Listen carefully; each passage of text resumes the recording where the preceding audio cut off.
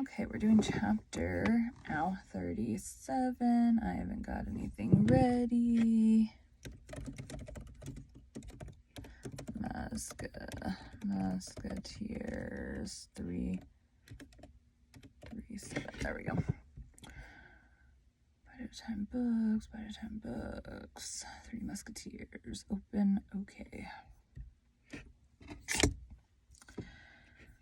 And I'm waiting for my little promo video things. I don't know what the heck happened. I have it doing 5 of them a day, so like different lengths and sizes.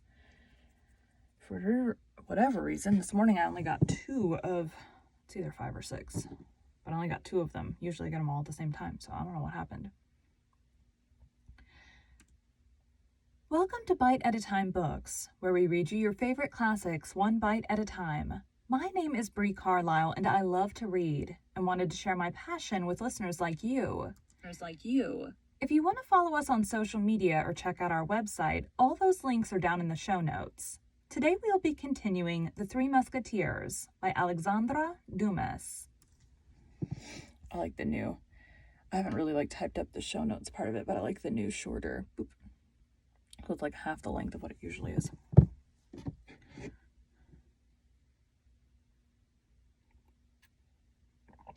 "30 minutes till work." Dumas. 37. Milady's Secret. D'Artagnan left the hotel instead of going up at once to Kitty's chamber, as she endeavored to persuade him to do, and that for 2 reasons. The first, because by this means he should escape reproaches, recriminations, and prayers. The second, because he was not sorry to have an opportunity of reading his own thoughts and endeavoring, if possible, to fathom those of this woman. What was most clear in the matter was that D'Artagnan loved Milady like a madman, and that she did not love him at all. In an instant, D'Artagnan perceived that the best way in which he could act would be to go home and write Milady a long letter in which he would confess to her that he and De Wardes were, up to the present moment, absolutely the same, and that consequently he could not undertake, without committing suicide, to kill the Count de Wardes. But he also was spurred on by a ferocious desire of vengeance. He wished to subdue this woman in his own... He wished to subdue this woman in his own name, and as this vengeance appeared to him to have a certain sweetness in it, he could not make up his mind to renounce it. He walked 6 or 7 times round the Place Royale, turning every 10 steps to look at the light in Milady's apartment, which was to be seen through the blinds. It was evident that this time the young woman was not in such haste to retire to her apartment as she had been the first. At length the light disappeared. With this light was extinguished the last irresolution in the heart of D'Artagnan. He recalled to his mind the details of the first night, and with a beating heart and a brain on fire, he re-entered the hotel and flew towards Kitty's chamber. Poor girl, pale as death and trembling in all her limbs, wished to delay her lover, but Milady, with her ear on the watch, had heard the noise D'Artagnan had made, and opening the door said, "Come in."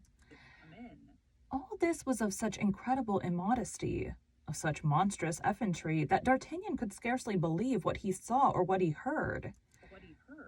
He imagined himself to be drawn into one of those fantastic intrigues one meets in dreams.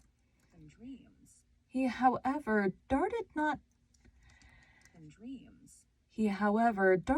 the less quickly toward Milady, yielded to that magnetic attraction which the lodestone exercises over iron. As the door closed after them, Kitty rushed toward it. Jealousy, fury, offended pride, all the passion... Iron. Where is that? As the door closed after them, Kitty rushed toward it. Jealousy, fury, offended pride, all the passions, in short, that dispute the heart of an outraged woman in love, urged her to make a revelation. But she reflected that she would be totally lost if she confessed having assisted in such a But she reflected that she would be totally lost if she confessed having assisted in such a machination, and above all, that D'Artagnan would also be lost to her forever. This last thought of love counseled her to make this last sacrifice. D'Artagnan, on his part, had gained the summit of all his wishes. It was no longer a rival who was beloved. It was himself who was apparently beloved. A secret voice whispered to him at the bottom of his heart that he was but an instrument of vengeance, that he was only caressed till he had given death. But pride, but self-love, but madness silenced this voice and stilled its murmurs. And then our Gascon, with that large quantity of conceit which we know he possessed, compared himself with De Wardes, and asked himself why, after all, he should not be beloved for himself.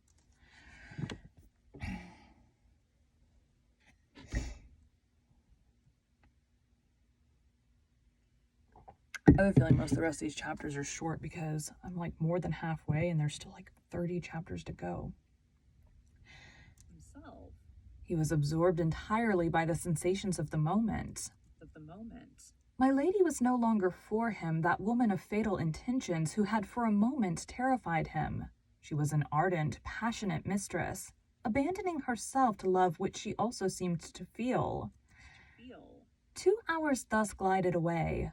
When the transports of the two lovers were calmer, my lady, who had not the same motives for forgetfulness that D'Artagnan had, was the first to return to reality, and asked the young man if the means which were on the morrow to bring on the encounter between him and De Wardes were already arranged in his mind. But D'Artagnan, whose ideas had taken quite another course, forgot himself like a fool, and answered gallantly that it was too late to think about duels and sword thrusts. This coldness toward the only interests that occupied her mind terrified my lady, whose questions became more pressing. Then D'Artagnan, who had never seriously thought of this impossible duel, endeavored to turn the conversation, but he could not succeed. My lady kept him within the limits she had traced beforehand, with her irresistible spirit and her iron will. D'Artagnan fancied himself very cunning when advising my lady to renounce, by pardoning De Wardes, the furious projects she had formed. But at the first word, the young woman started and exclaimed in a sharp bantering tone which sounded strangely in the darkness, "Are you afraid, dear Monsieur D'Artagnan?" "You cannot think so, dear love," replied D'Artagnan. "But now, suppose this poor Count de Wardes were less guilty than you think him." "At all events," said my lady seriously, "he has deceived me, and from the moment he deceived me, he merited death." "He shall die then, because—" "He shall die then, since you condemn him?" said D'Artagnan in so firm a tone that it appeared to my lady an undoubted proof of devotion. This reassured her. We cannot say how long the night seemed to my lady, but D'Artagnan believed it to be hardly 2 hours before the daylight peeped through the window blinds, and invaded the chamber with its paleness. Seeing D'Artagnan about to leave her, my lady recalled his promise to avenge her on the Count de Wardes. "I'm quite ready," said D'Artagnan, "but in the first place I should like to be certain of one thing." "And what is that?" asked my lady. "That is, whether you really love me. I have given you proof of that, it seems to me. And I am yours, body and soul. Thanks, my brave lover, but as you are satisfied of my love, you must, in your turn, satisfy me of yours. Is it not so?" "Certainly, but if you love me as much as you say," replied D'Artagnan, "do you not entertain a little fear on my account?" "What have I to fear?" "Why, that I may be dangerously wounded, killed even." "Impossible," cried my lady. "You are such a valiant man, and such an expert swordsman." She's so full of crap.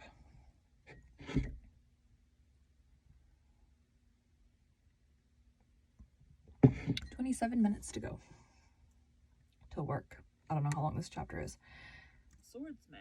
"You would not then prefer a method," resumed D'Artagnan, "which would equally avenge you while rendering the combat useless?" My lady looked at her lover in silence. The The pale light of the first rays of day gave her clear eyes a strangely frightful expression. Really, said she,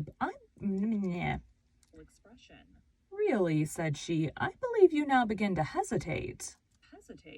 No, I do not hesitate, but I really pity this poor Count de Wardes, since you have ceased to love him.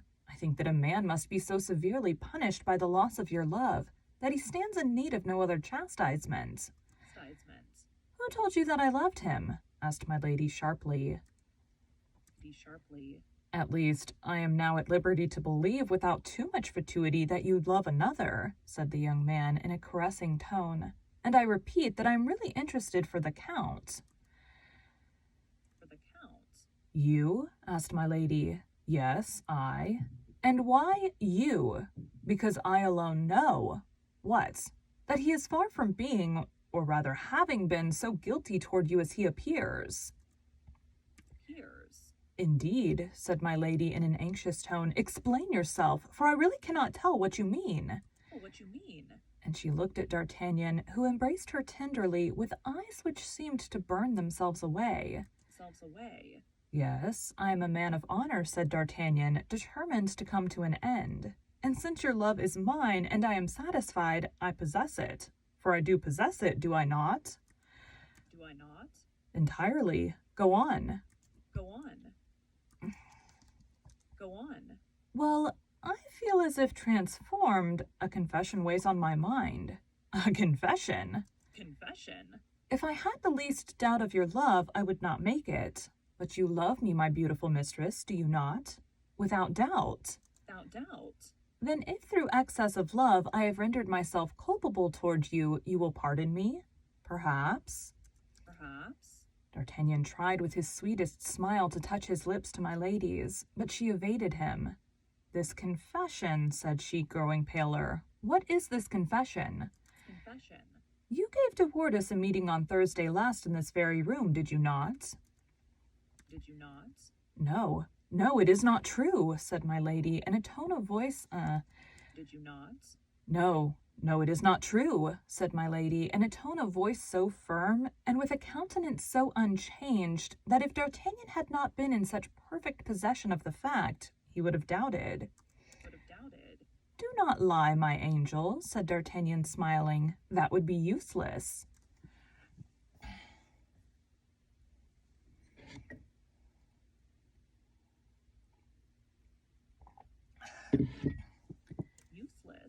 What do you mean? Speak, you kill me. Be satisfied you are not guilty toward me, and I have already pardoned you. What next? De Wardes cannot boast of anything. How is that? You told me yourself that ring. That ring I have. The Count de Wardes of Thursday and the D'Artagnan of today are the same person. The imprudent young man expected a surprise mixed with shame. A slight storm which would revolve itself into... The imprudent young man expected a surprise mixed with shame. A slight storm which would resolve itself into tears. But he was strangely deceived, and his error was not of long duration. Pale and trembling, my lady repulsed D'Artagnan's attempted embrace by a violent blow on the chest as she sprang out of bed. It was almost broad daylight. D'Artagnan detained her by her nightdress of fine India linen to D'Artagnan detained her by her nightdress of fine India linen to implore her pardon, but she, with a strong movement, tried to escape. Then the cambric was torn from her beautiful shoulders, and on one of those lovely shoulders, round and white, D'Artagnan recognized, with inexpressible astonishment, the fleur-de-lis. That indelible mark which the hand of the infamous executioner had imprinted. Great God! Cried D'Artagnan, losing his hold of her dress and remaining mute, motionless, and frozen. But my lady felt herself denounced even by his terror. He had doubtless seen all. The young man now knew her secret, her terrible secret, the secret she concealed even from her maid with such care, the secret of which all the world was ignorant except himself. She turned upon him, no longer like a furious woman, but like a wounded panther. "Ah, wretch," cried she, "you have basely betrayed me, and still more, you have my secret. You shall die." And she flew to a little inlaid casket which stood upon the dressing table, opened it with a feverish and trembling hand, drew from it a small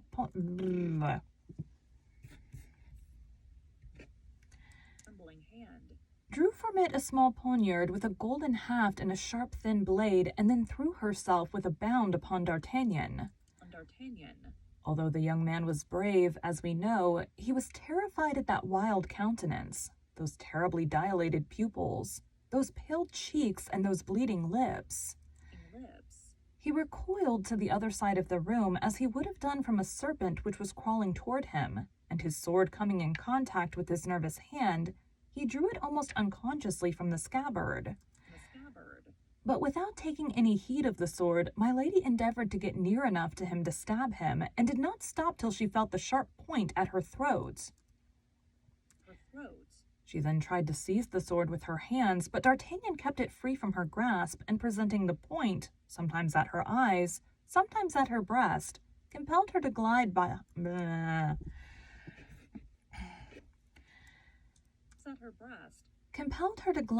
the bedstead, while he aimed at making his retreat by the door which led to Kitty's apartment.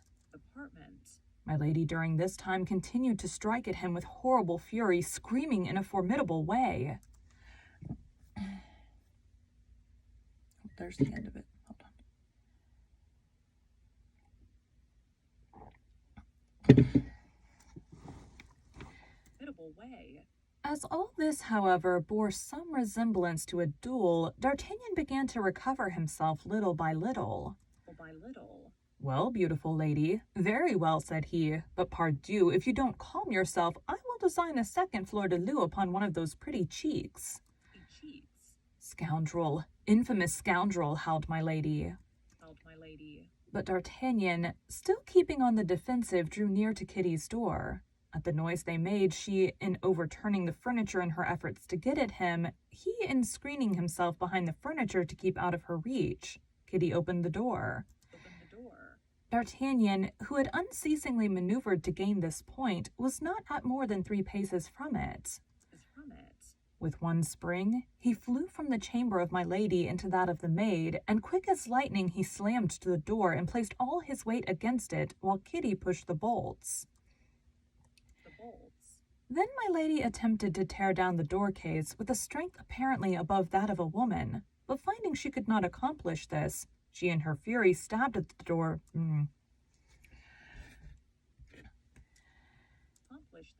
She in her fury stabbed at the door with her poniard, the point of which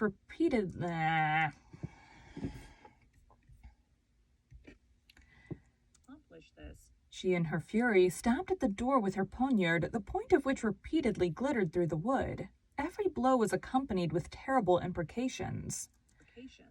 "Quick, Kitty, quick," said D'Artagnan in a low voice as soon as the bolts were fast. "Let me get out of the hotel, for if we leave her time to turn round, she will have me killed by the servants." "But you can't go out so," said Kitty. "You are naked." "That's true," said D'Artagnan, then first thinking of the costume he found himself in. "That's true. But dress me as well as you are able, only make haste. Think, my dear girl, it's life and death." Kitty was but too aware of that. In a turn of the hand, she muffled him up in a flowered robe, a large hood, and a cloak. She gave him some slippers, in which he placed his naked feet, and then conducted him down the stairs. It was time. Milady had already rung her bell and roused the whole hotel. The porter was drawing the cord at the moment Milady cried from her window, "Don't open!" The young man fled while she was still threatening him with an impotent gesture. The moment she lost sight of him, Milady tumbled fainting into her chamber. I just closed out of the wrong thing. Boop. Swiping getcha. Thank you for joining Bite at a Time Books today, while we read a bite of one of your favorite classics. All of our links to our social media and website are down in the show notes. We are part of the Bite at a Time Books Productions Network. If you ever wondered what inspired your favorite classic novelists to write their stories, what was happening in their lives or the world at the time, check out Bite at a Time Books, Behind the Story, Tuesdays wherever you listen to podcasts. Again, my name is Bree Carlisle, and I hope you come back tomorrow while we take the next bite of the Three Musketeers. Doop. That is it for today. 2 episodes down and still 15 minutes until work. I did see I got some emails. Doop.